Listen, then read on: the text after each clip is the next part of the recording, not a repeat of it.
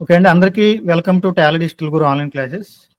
మీకు previous week ఇచ్చిన MCQs సంబంధించి ఆన్సర్స్ చూడబోతున్నాం.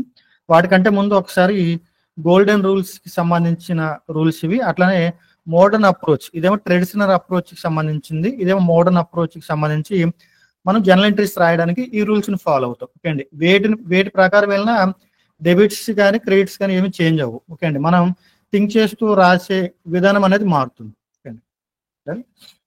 మీకు ఫస్ట్ ఇచ్చిన ఎక్సర్సైజ్ ఏంటి అంటే ఎంసీక్యూ ఏంటి, ఇది salary payable to accountant Krishna, ఈ ఎంట్రీకి సంబంధించి బుక్స్ లో రిజల్ట్ ఏమొస్తుంది అని అడిగాము. దీనికి ఎంట్రీ ఏమని వస్తుందండి, శాలరీ పేయబుల్ టు కృష్ణ అంటే డెబిట్ వైపు శాలరీ అకౌంట్ వస్తుంది, క్రెడిట్ వైపు అవుట్ స్టాండింగ్ శాలరీ కానీ లేదంటే కృష్ణ అకౌంట్, ఈ రెండిట్లో ఏదో ఒకటి వస్తుంది. అంటే మనం అంటే మీలో డిగ్రీ పీజీ స్టూడెంట్స్ కనుకుంటే చదువుకునే రోజుల్లో అంటే కాలేజ్ లెవెల్లో అవుట్ స్టాండింగ్ శాలరీస్ అని చెప్పి ఉంటారు.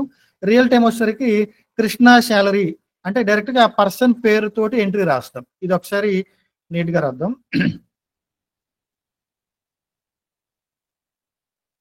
ఎంత నీట్ గా రాసినా మన రైటింగ్స్ ఇంతే అండి. Salary account debit to Krishna salary account. Okay అండి, ఇక్కడ శాలరీ కనుక పే చేసి ఉంటే ఏమని రాసేవాళ్ళం, salary account debit to bank or cash అని రాసేవాళ్ళం, ఎందుకని అమౌంట్ వెళ్ళిపోతుంది కాబట్టి. ఇక్కడ పే చేయలేదు, పేయబుల్ కాబట్టి క్రెడిట్ వైపు పర్సన్ రాశాం. ఓకే అండి, శాలరీ అని రాయడం వల్ల బుక్స్ లో ఓవరాల్ ఎఫెక్ట్ ఏమొస్తుంది, ఎక్స్పెన్సెస్ వాల్యూ పెరుగుతుంది. అట్లానే ఎవరికైతే శాలరీ పే చేయాలో వాళ్ళకి పే చేయలేదు. అండి, పే చేయలేదు అంటే ఆ కృష్ణ అనే వ్యక్తికి మనం అమౌంట్ బాకీ ఉన్నట్లు, అంటే అవుట్ స్టాండింగ్ ఉన్నట్లు, అమౌంట్ పే చేయాలి. అంటే బిజినెస్ సైడ్ నుంచి ఎంత అమౌంట్ అయితే శాలరీ ఉంటుందో, అంటే ఎంత అమౌంట్ అయితే ఆ వాల్యూ ఉంటుందో అంత లయబిలిటీ పెరిగినట్లు, క్రియేట్ అయినట్లు. అంటే క్రెడిట్ వైపు కృష్ణ అని రాయడం వల్ల ఏమవుతుంది, ఆ పర్సన్ కి అంత అమౌంట్ పే చేయాలి అన్నట్లు బుక్స్ లో రిఫ్లెక్ట్ అవుతుంది. క్రెడిట్ వైపు ఏమవుతుంది, లయబిలిటీ వాల్యూ పెరుగుతుంది. డెబిట్ వైపు ఎక్స్పెన్సెస్ పెరుగుతుంది. అంటే ఇక్కడ డెబిట్ క్రెడిట్ అని లేదు, ఓవరాల్ గా మన బుక్స్ లో ఎక్స్పెన్సెస్ వాల్యూ పెరుగుతుంది, అట్లనే లయబిలిటీ వాల్యూ పెరుగుతుంది. ఇక్కడ ఏ ఆప్షన్ సి అన్నమాట, increase in expenses and increase in liability. Option C అనేది కరెక్ట్. నెక్స్ట్ సెకండ్ ఇచ్చిందండి, sales document generated by regular dealer in case of exempted supply. Okay అండి, రెగ్యులర్ డీలర్ కనుక ఎగ్జామ్టెడ్ గూడ్స్ ని కానీ సర్వీసెస్ ని కానీ provide చేసినప్పుడు, లేదంటే గూడ్స్ అయితే సేల్ చేస్తాం, సర్వీసెస్ అయితే ప్రొవైడ్ చేస్తాం, ఇలాంటి కేసులో ఏ డాక్యుమెంట్ ని జనరేట్ చేస్తాం, అంటే ఏ యొక్క సేల్ డాక్యుమెంట్ ని మనం క్రియేట్ చేసిస్తాము అనేది ఇక్కడ పాయింట్. ఓకే అండి, ఇక్కడ రెగ్యులర్ డీలర్ పాయింట్ ఆఫ్ వ్యూలో అడిగారు. ఓకే అండి, రెగ్యులర్ డీలర్ కనుక ట్యాక్సబుల్ గూడ్స్ ని కనుక సేల్ చేస్తే ట్యాక్స్ ఇన్వాయిస్ ఇస్తామని, అదే ఎగ్జామ్టెడ్ గూడ్స్ ని కనుక సేల్ చేస్తే ఏది బిల్ ఆఫ్ సప్లై ఇస్తామని ఆల్రెడీ మనం చెప్పుకున్నాం. క్లాసెస్ కనుక మీరు క్లియర్ గా కనుక విని ఉంటే దీనికి మీరు బిల్ ఆఫ్ సప్లై అని ఆన్సర్ పెట్టి ఉండేవాళ్ళు, కానీ చాలా మంది బై మిస్టేక్ ట్యాక్స్ ఇన్వాయిస్ అని కూడా పెట్టారు. క్లాసెస్ జాగ్రత్తగా వినండి. ఓకే అండి, ఇక్కడ ఆప్షన్ ఏం తీసుకోవాలి, బిల్ ఆఫ్ సప్లై. ఇక్కడ ఆప్షన్ ఉంది కదా, రియల్ టైంలో మీరు అకౌంటింగ్ వర్క్ చేసేటప్పుడు మీరు వర్క్ చేసే బిజినెస్ వాళ్ళు రెగ్యులర్ డీలర్ అయ్యి ఉండి వాళ్ళు ఏదైనా ఎగ్జామ్టెడ్ గూడ్స్ ని కానీ సర్వీసెస్ ని కానీ ఇస్తూ సేల్ చేస్తూ కనుకుంటే ఆ కేసులో ఏ ఇన్వాయిస్ ని రెడీ చేయాలి, బిల్ ఆఫ్ సప్లై అనే పేరుతోటి ఇన్వాయిస్ ని రెడీ చేసి ఇవ్వాలి. Next generally debit balances in the ledger will be. అండి, జనరల్ గా ఏ లెడ్జర్స్ కి డెబిట్ బ్యాలెన్సెస్ ఉంటాయి అని అడుగుతున్నారు. ఓకే అండి, మనం మీకు మోడర్న్ అప్రోచ్ గురించి క్లియర్ గా చెప్పాను. ఓకే అండి, అందులో ఎక్స్పెన్సెస్ యొక్క వాల్యూ పెరుగుతూ ఉంటే ఎటువైపు రాయాలి అని చెప్పుకున్నాం, డెబిట్ వైపు అని. ఇన్కమ్స్ యొక్క వాల్యూ పెరుగుతూ ఉంటే క్రెడిట్ వైపు రాయాలి అని. ఎసెట్స్ యొక్క వాల్యూ బుక్స్ లో పెరుగుతూ ఉంటే వాటిని డెబిట్ వైపు రాయాలి అని. అట్లనే లయబిలిటీస్ వాల్యూ కనుక బుక్స్ లో పెరుగుతూ ఉంటే క్రెడిట్ వైపు రాయాలి అని చెప్పుకున్నాం. ఓకే అండి, దీంతో పాటు బుక్స్ లో ఎక్స్పెన్సెస్ వాల్యూ ఎప్పుడు కూడా అయితే డెబిట్ బ్యాలెన్స్ అవుతుంది అని, లేదంటే జీరో అవుతుంది అని చెప్పుకున్నాం. అంతేగాని ఎక్స్పెన్సెస్ వాల్యూ నెగిటివ్ అవ్వదు అని చెప్పుకున్నాం. ఓకే అండి, అంటే ఇక్కడ ఈ ఎక్స్పెన్సెస్ యొక్క వాల్యూ ఎప్పుడు కూడా డెబిట్ ఉంటుంది, అంటే దాని అర్థం ఏంటి, క్రెడిట్ బ్యాలెన్స్ ఉండదు అని అర్థం. ఓకే అండి, నెక్స్ట్ ఇక్కడ ఇన్కమ్స్ వాల్యూ ఎప్పుడు కూడా ఏమవుతుంది, సారీ అండి, ఇన్కమ్స్ అనేవి ఎప్పుడు కూడా ఏ బ్యాలెన్స్ చూపిస్తూ ఉంటాయి, క్రెడిట్ బ్యాలెన్సెస్ చూపిస్తూ ఉంటాయి, లేదంటే జీరో బ్యాలెన్స్ చూపిస్తూ ఉంటాయి. అంతేగాని ఇన్కమ్స్ వాల్యూ అనేది ఎప్పుడు కూడా డెబిట్ బ్యాలెన్స్ చూపించవు అని మీకు క్లాసెస్ లో క్లియర్ గా చెప్పాను. ఓకే అండి. ఇక్కడ మనం అడిగింది ఏంటి, డెబిట్ బ్యాలెన్సెస్ జనరల్ గా వేటికి చూపిస్తాయి అని అడుగుతున్నాం. కాబట్టి ఒకటేమో ఎక్స్పెన్సెస్ అనేవి ఎప్పుడు కూడా డెబిట్ బ్యాలెన్స్ చూపిస్తాయి, లేదంటే జీరో చూపిస్తాయి. ఓకే అండి. ఇక్కడ చెప్తున్న దాని ప్రకారం ఎక్స్పెన్సెస్ అనేది ఒకటి కనెక్ట్ అవుతుంది, ఇన్కమ్స్ అనేవి కనెక్ట్ అవ్వవు. ఓకే అండి. నెక్స్ట్ ఎసెట్స్ కూడా సేమ్ ఎక్స్పెన్సెస్ లాగానే ఎసెట్స్ యొక్క వాల్యూ అనేది అయితే డెబిట్ బ్యాలెన్స్ చూపిస్తుంది, లేదంటే జీరో బ్యాలెన్స్ చూపిస్తుంది. కాబట్టి ఈ ఎసెట్స్ అనేది కూడా డెబిట్ బ్యాలెన్సెస్ జనరల్ గా డెబిట్ బ్యాలెన్సెస్ చూపిస్తూ ఉంటాయి. ఓకే అండి. లాస్ట్ లయబిలిటీస్ అనేవి ఇన్కమ్ రూల్ లాగానే ఉంటుంది. ఓకే అండి. అంటే లయబిలిటీస్ యొక్క క్లోజింగ్ బ్యాలెన్సెస్ అనేవి ఎప్పుడు కూడా అయితే క్రెడిట్ బ్యాలెన్స్ చూపిస్తూ ఉంటాయి, లేదంటే జీరో బ్యాలెన్స్ చూపిస్తూ ఉంటాయి. కాబట్టి ఇది కూడా కనెక్ట్ అవ్వదు. దీని ప్రకారం ఇక్కడ అడిగిన దాని ప్రకారం డెబిట్ బ్యాలెన్సెస్ చూపించే ఛాన్స్ ఉన్న లెడ్జర్స్ ఏమి అయి ఉంటాయంటే ఎక్స్పెన్సెస్ అండ్ ఎసెట్స్, ఈ రెండింటికి ఆ ఛాన్స్ ఉంది. అంటే ఇక్కడ మనకు ఉన్న ఆప్షన్స్ లో ఏది, ఆప్షన్ బి ఎక్స్పెన్సెస్ కానీ ఎసెట్స్ కానీ, వీటికి జనరల్ గా డెబిట్ బ్యాలెన్సెస్ చూపిస్తూ ఉంటాయి అంతే. నెక్స్ట్ బిల్డింగ్ పర్చేజ్ చేస్తున్నాము, బ్యాంక్ త్రూ పే చేస్తున్నాము. ఓకే అండి.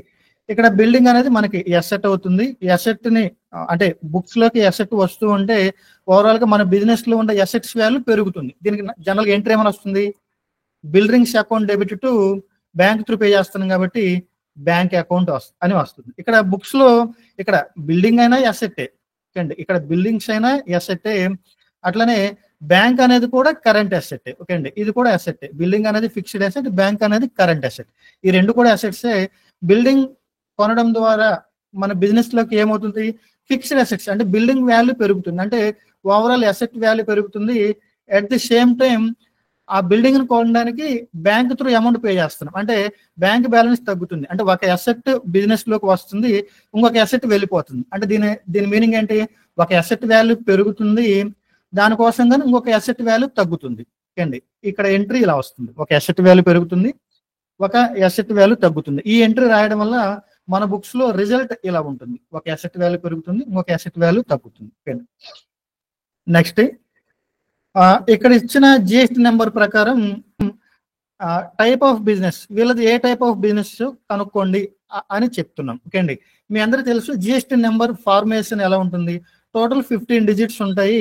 అందులో స్టార్టింగ్ 2 డిజిట్స్ వచ్చేసరికి స్టేట్ కోడ్ ని, అంటే స్టేట్ ని ఇండికేట్ చేస్తుంది. ఏపీకి 37. ఓకే అండి. అట్లనే తెలంగాణకి ఒక నెంబర్, తమిళనాడుకి ఒక నెంబర్. ఓకే అండి. అట్లాగా ఫస్ట్ 2 డిజిట్స్ ని బట్టి స్టేట్ తెలుస్తుంది. నెక్స్ట్ 10 డిజిట్స్ వచ్చేసరికి ఆ యొక్క బిజినెస్ యొక్క పాన్ నెంబర్ ని ఇస్తారు, అంటే జిఎస్టి నెంబర్ ని ఇలా ఫామ్ చేస్తారు. ఫస్ట్ 2 డిజిట్స్ ఏమో స్టేట్ కోడ్ ఇస్తారు, మిడిల్ లో 10 నెంబర్స్ ఏమో ఆ బిజినెస్ యొక్క పాన్ నెంబర్ ని ఇన్క్లూడ్ చేస్తారు. ఓకే అండి.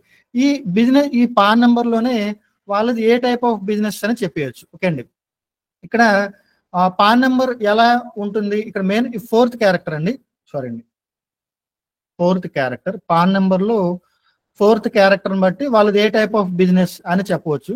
4th క్యారెక్టర్ పి అని కనుక్కుంటే అది ఇండివిజువల్ కి సంబంధించిన పాన్ నెంబర్ అని. ఇండివిజువల్ అంటే ఎవరై ఉంటారు, ప్రొపరేటరీ బిజినెస్. ప్రొపరేటరీ అంటే సొంత వ్యాపారం, లేదంటే ఒక్క వ్యక్తి బిజినెస్ చేస్తూ ఉంటే అలాంటి కేసులో మాత్రమే అతని ఓన్ పాన్ నెంబర్ తోటి జిఎస్టి నెంబర్ అంటే జిఎస్టికి అప్లై చేసుకుంటారు. ఓకే అండి, అంతే కదా.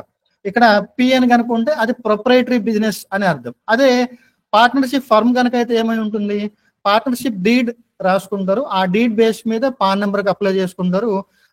అప్పుడు ఆ పార్ట్నర్షిప్ ఫర్మ్ మీద పాన్ నెంబర్ వస్తుంది. ఆ యొక్క పాన్ నెంబర్ లో 4th క్యారెక్టర్ ఏముంటుంది, ఎఫ్ అని ఉంటుంది. ఎఫ్ అని ఉంటే అది ఏ type of business, partnership firm అని అర్థం. అదే కంపెనీ కనుకుంటే వాళ్ళ కంపెనీ రిజిస్ట్రేషన్ ఆ యొక్క డాక్యుమెంట్ బేస్ మీద వాళ్ళు పాన్ నెంబర్ అప్లై చేసుకుంటారు.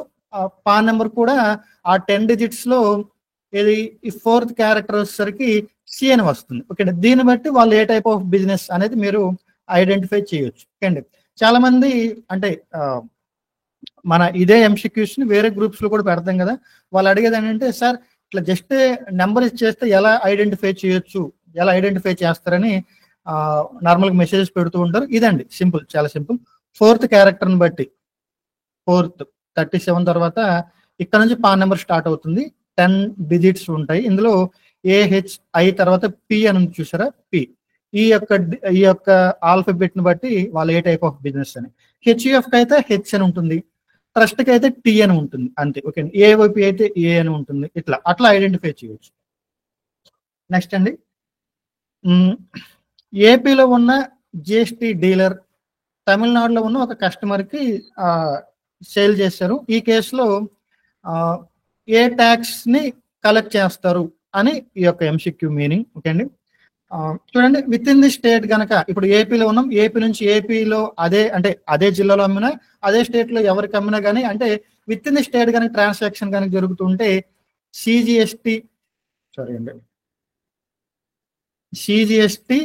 SGST అని చెప్పుకున్నాం. ఓకే అండి, స్టేట్ దాటి వేరే స్టేట్ లో వాళ్ళు కనుక అమ్ముతుంటాయి, ఏపీ నుంచి తెలంగాణకు కానీ, ఏపీ నుంచి ఉత్తరప్రదేశ్ కానీ, లేదంటే ఏపీ నుంచి వేరే స్టేట్ కానీ. ఓకే అండి, ఇక్కడ ఏపీ చెప్తున్నంటే జస్ట్ ఈ ట్రాన్సాక్షన్ బట్టి. అదే మీరు వర్క్ చేసేది మధ్యప్రదేశ్ అనుకోండి. ఓకే అండి, ఆ బిజినెస్ అక్కడ ఉంది, వాళ్ళు MP నుంచి MP మధ్యప్రదేశ్ నుంచి అదే మధ్యప్రదేశ్ లో ఇంకొక కస్టమర్ కనుక అమ్మితే అక్కడ CGST SGST వస్తుంది. అట్లా కాకుండా మధ్యప్రదేశ్ నుంచి వేరే స్టేట్లకు కానీ వేరే కంట్రీలకు కనుక అమ్ముతూ ఉంటే IGST కలెక్ట్ చేయవలసి వస్తుంది. ఓకే అండి, దట్స్ ఇట్. ఇలా ఉంటుంది. అదే యూనియన్ టెరిటరీలో కనుక ఉంటే అండి, అంటే ఆ బిజినెస్ ఉండేది యూనియన్ టెరిటరీలో బిజినెస్ చేస్తూ ఉన్నారు, వాళ్ళు వేరే స్టేట్ లో వాళ్ళకి అమ్మితే, వాళ్ళు అదే స్టేట్ లో కనుక అమ్మితే CGST UTGST వస్తుంది. ఓకే అండి, ఇప్పుడు మనం ఏపీలో ఉన్నాం కాబట్టి స్టేట్ SGST అని వస్తుంది. అది యూనియన్ టెరిటరీలో వాళ్ళకి అనుకుంటే CGST UTGST అలా డ్యూటీ అంటే అలా ట్యాక్స్ ని కలెక్ట్ చేస్తారు. ఓకే అండి, అదే యూనియన్ టెరిటరీలో ఉన్న వాళ్ళు వేరే స్టేట్ల వాళ్ళకి కానీ వేరే కంట్రీల వాళ్ళకి కనుక అమ్మితే వాళ్ళకు కూడా సేమ్ IGST వస్తుంది. సార్ ఇంత చెప్పారు, అసలు మెయిన్ ఆన్సర్ ఏంటి? ఓకే అండి, ఇక్కడ ఏపీలో డీలర్ ఉన్నారు, తమిళనాడులో అమ్ముతున్నారు, వేరే స్టేట్ కాబట్టి ఇక్కడ ఆన్సర్ వచ్చేసరికి IGST వస్తుంది. That's it. నెక్స్ట్ ఇక్కడ ఇచ్చిన వాటిలో రియల్ అకౌంట్ రూల్ దేనికి అప్లికేబుల్ అవుతుంది అని అడుగుతున్నారండి. రియల్ అకౌంట్ రూల్ దేనికి అప్లికేబుల్ చేస్తాం? ఎసెట్స్ కి అప్లికేబుల్ చేస్తాం. ఓకే, ఇక్కడ ఉన్న వాటిలో ఎసెట్ లెడ్జర్ ఏది అని అడుగుతున్నారు. చూడండి, రెంట్ అనేది ఎక్స్పెన్సెస్, టెలిఫోన్ రీఛార్జ్ బిల్ ఇది కూడా expenses, insurance on office building ఇది కూడా ఎక్స్పెన్సెస్. ఈ 3 కాదు. నెక్స్ట్ మిగిలింది ఏంటి? Office telephone. ఇది ఎసెట్. ఓకే అండి, ఆ ఎసెట్ అంటే మిగిలినవి కానివన్నీ ఎసెట్స్ అవుతాయా అని అడగండి. ఓకే అండి, ఇక్కడ ఎసెట్ అంటే మీనింగ్ ఏం లేదు, మనం ఒక ప్రొడక్ట్ ని రీసేల్ పర్పస్ మీద కాకుండా బిజినెస్ లో యూటిలైజ్ చేసుకునే పర్పస్ మీద కొంటున్నాం. అట్లనే వాటి యొక్క లైఫ్ అనేది more than 1 year ఉంటుంది. అట్లాగా more than 1 year వాటి యొక్క బెనిఫిట్స్ ని మనం ఉపయోగించుకుంటూ కనుక్కుంటే అలాంటి వాటిని మనం ఎసెట్స్ అని పిలుస్తాం. అది దాని మీనింగ్. ఓకే అండి, అందుకని ఇక్కడ టెలిఫోన్ అనేది మనం నెంబర్ ఆఫ్ ఇయర్స్ యూజ్ చేస్తాం బిజినెస్ లో, అంటే దీని యొక్క బెనిఫిట్స్ ని యూటిలైజ్ చేసుకుంటూ ఉంటాం. అట్లా దీన్ని కొనే పర్పస్ ఏంటి? రీసేల్ పర్పస్ మీద కొనం. ఓకే అండి, ఆ బిజినెస్ లో సేల్స్ కౌంటర్ లోను, అకౌంటెంట్ కౌంటర్ లోను, లేదంటే సంథింగ్ మార్కెటింగ్ వాళ్ళకి ఇచ్చి అట్లా బిజినెస్ కోసం యూటిలైజ్ చేసుకునే పర్పస్ మీద కొంటాం. ఓకే అండి, కాబట్టి ఇది మన బిజినెస్ కి అసెట్ లాగా ట్రీట్ చేస్తాం. దట్స్ ఓకే అండి, ఇది అంతే అండి ఈ రోజుకి. అట్లనే యూట్యూబ్ లో ఈ క్లాసెస్ చూస్తున్న వాళ్ళు ప్రాక్టికల్ వేలో అకౌంటింగ్ కనుక నేర్చుకోవాలి అనుకుంటే ఈ నెంబర్కి కాంటాక్ట్ అవ్వండి, మీకు ఫర్దర్ డీటెయిల్స్ చెప్తాం. Thank you.